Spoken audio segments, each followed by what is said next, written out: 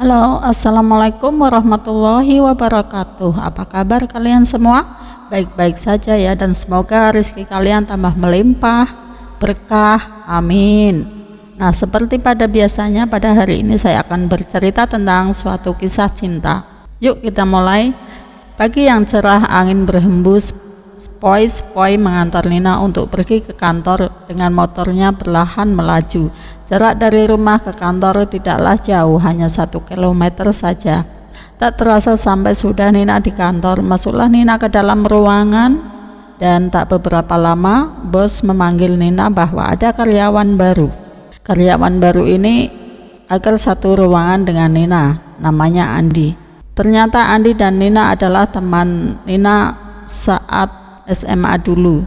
Setelah lulus SMA mereka tak pernah bertemu lagi karena untuk melanjutkan studi masing-masing. Nina, ini ada karyawan baru untuk jadi teman kamu. Ini biar satu ruangan denganmu, kata bos Nina. Iya bos, makasih diberi teman, kata Nina kepada bosnya sambil menunduk hormat dan wajah tenang. Nina, ini ada teman baru untuk kamu, namanya Andi. Iya bos, terima kasih. Bos telah memberi saya teman, jawab Nina dengan hormat. Terus nanti kamu ajari dia bagaimana cara kerjanya. Iya bos, jawab Nina datar. Oke Nina, saya ke ruangan saya, suruh Andi untuk mulai bekerja.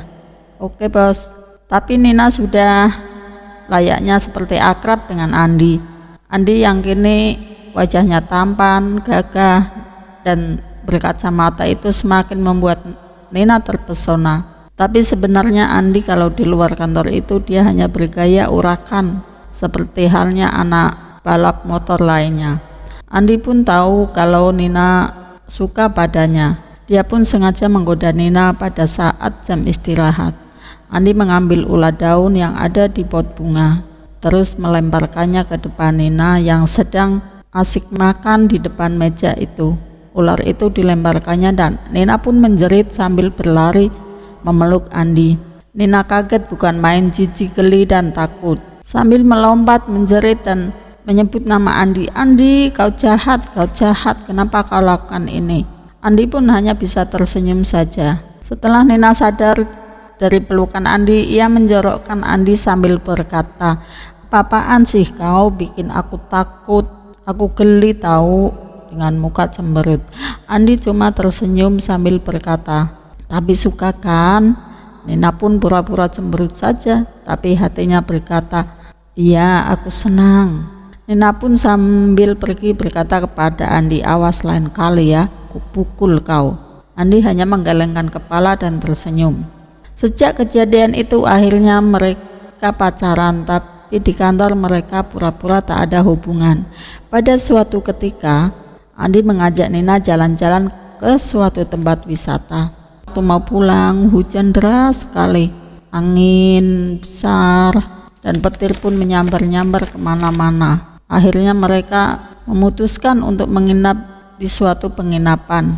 Tapi mereka mengambil 2 kamar masing-masing yang bersebelahan. Karena kehujanan, Nina dingin menggigil, badannya jadi panas. Dia memanggil waitress untuk membelikan obat, tapi waitress itu bilang pada Andi kalau temannya sakit. Andi pun segera ke kamar Nina untuk meminumkan obat sakit demam. Andi mengatakan sambil memegang tangan Nina, maafkan aku Nina, kau jadi sakit, seharusnya kita sudah sampai di rumah. Tak apa-apa Andi, ini hanya kebetulan, biasanya juga tak sakit. Andi pun mulai memberanikan diri untuk memeluk Nina dan mencium Nina yang badannya panas agar Nina merasa hangat sedikit, kata Andi. Nina hanya nurut saja dan sampailah pada titik yang Nina tidak inginkan. Jangan Andi, jangan kau lakukan itu, aku takut Andi, aku takut terjadi sesuatu nantinya. Tapi Andi bilang, jangan takut Nina, jangan takut, suatu saat aku akan mempertanggungjawabkan semuanya. Tidak Andi, tolong. Tapi Nina dalam keadaan sakit itu terus tak berdaya dan Andi pun memaksanya untuk melakukannya. Sejak kejadian itu akhirnya Nina pun dengan rasa takut dan was-was Pada suatu saat, Nina penuh keraguan. Selang beberapa bulan, Nina yang dalam keadaan takut itu segera ingin mengambil tes pack dan melakukan tesnya, dan ternyata Nina kaget. Nina takut dimarahi bahwa dia sedang hamil. Terus dia menelpon Andi. "Andi, bagaimana?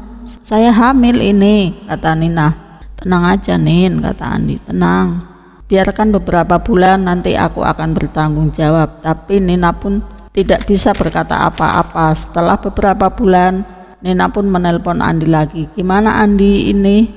Bagaimana? Hamilku semakin besar, tapi kau sudah tak pernah terlihat kesini lagi." "Tidak Nina, tenang saja." Nah, dari kejadian itu Nina pun akhirnya menemui Andi. Dan diam-diam ternyata Andi mulai keluar dari pekerjaannya. Nina bingung, Andi sudah tidak masuk kantor lagi. Dia harus mencari kemana. Terus dia mencoba untuk ke rumahnya. Dan setelah sampai di rumahnya, Nina pun berkata kepada Andi, "Andi, tolonglah aku Andi. Lihatlah apa yang kamu lakukan kini terjadi." Kata Nina memohon kepada Andi. "Tenang saja Nina, tenang. Kamu bisa menggugurkan anak itu," kata Andi. "Tidak Andi," kata Nina. "Tidak, aku tidak akan menggugurkannya. Ini anak aku, anak kita Andi." Andi pun semakin emosi. "Tidak Nina, kau harus menggugurkannya. Aku tak menginginkan anak itu," kata Andi. Nina pun langsung menangis. "Andi, jahat kau, jahat.